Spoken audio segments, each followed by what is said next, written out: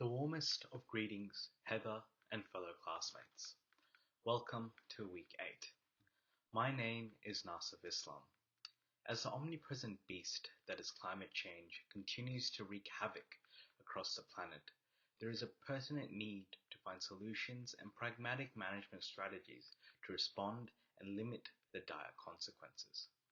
Proper use and management of our natural resources presents an amazing opportunity to mitigate the effects of climate change.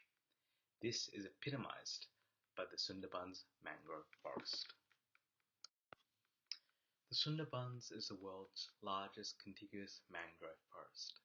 Covering an area of over 10,000 kilometers square, it spans across the coast of Bangladesh in India. It has been designated as a UNESCO World Heritage Site due to its outstanding universal value, and this is overtly apparent when considering the abundance of ecosystem services the Sundarbans provide. There are over 3.5 million people living in close proximity to the Bangladesh Sundarbans region, all of whom either directly or indirectly rely on the Sundarbans ecosystem services for their livelihoods. These services include provisional services such as timber, honey, animal and fishery stocks, and cultural services such as tourism. However, all these services are mute without two of the most critical services the Sundarbans provide that are absolutely essential in mitigating the effects of climate change: coastal protection and providing a reservoir for carbon sequestration. Due to its geography, the Sundarbans area is extremely prone to cyclonic activity. The mangrove forests, swamps, and backwaters of the Sundarbans form a natural barrier and buffer to cyclones, tropical storms, and tidal surges, protecting the 3.5 million people living in the Sundarbans vicinity. Eminent wildlife and forest ecology expert Dr. Reza Khan has stated, "If the Sundarbans weren't there, the entire region would be like a desert without trees or human habitation, because the cyclone would bring salty sea water and destroy all vegetation." Climate change is causing global sea temperatures to rise, and the ocean around the Sundarbans is certainly not immune, with a staggering increase of 0.5 degrees Celsius per decade in the water surrounding the Sundarbans, dwarfing the global sea surface temperature warming rate of 0.06 degrees per decade. The warmer temperature is leading to increased evaporation and stronger winds, resulting in the increase in the intensity of cyclonic storms in the region.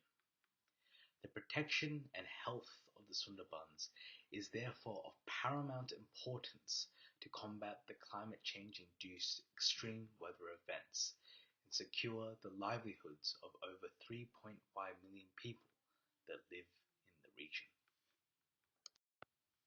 Reducing greenhouse gas emissions, and in particular carbon dioxide, to the atmosphere is fundamental in mitigating the effects of climate change. Mangrove ecosystems provide an excellent carbon sink. Although mangrove forests constitute only 0.5% of the total coastal ocean area, they are responsible for 14% of the carbon sequestration by the global ocean. Mangroves have the highest area rates of carbon sequestration compared to any other ecosystem, terrestrial or marine. The Bangladesh Sundarbans alone have an estimated 91.19 teragrams of carbon stored within the mangrove forest. To put this in perspective, the Wagakau coal-fired power plant in China, the world's 7th largest coal power plant, will need to run continuously for 6 years to produce an equivalent amount of CO2 emissions. With such an apparent carbon sequestration potential, the Sundarbans provides an avenue for carbon offsetting in order to mitigate the effects of climate change. A study showed that the Indian Sundarbans sequestered over 98% of the total CO2 emitted at a coal power station in Kolkata, a city approximately 150 kilometers away from the Sundarbans and one of India's most populous and metropolitan. The study found that just a 1.5% increase in the mangrove forest area would be sufficient in sequestering 100% of the carbon emissions from the coal power plant. Although carbon offsetting is somewhat controversial as it does not reduce pollution entering the atmosphere, the effects of climate change can be mitigated through the protection and expansion of the Sundarbans. The threat of climate change continues to be the greatest existential threat to humanity.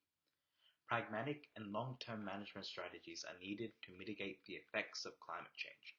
Through sound resource management of the Sundarbans, the destructive effects of climate change fueled cyclones and severe weather events can be limited, and further protection and expansions of the Sundarbans can prove to be a viable option for carbon offset strategy to further combat the effects of climate change.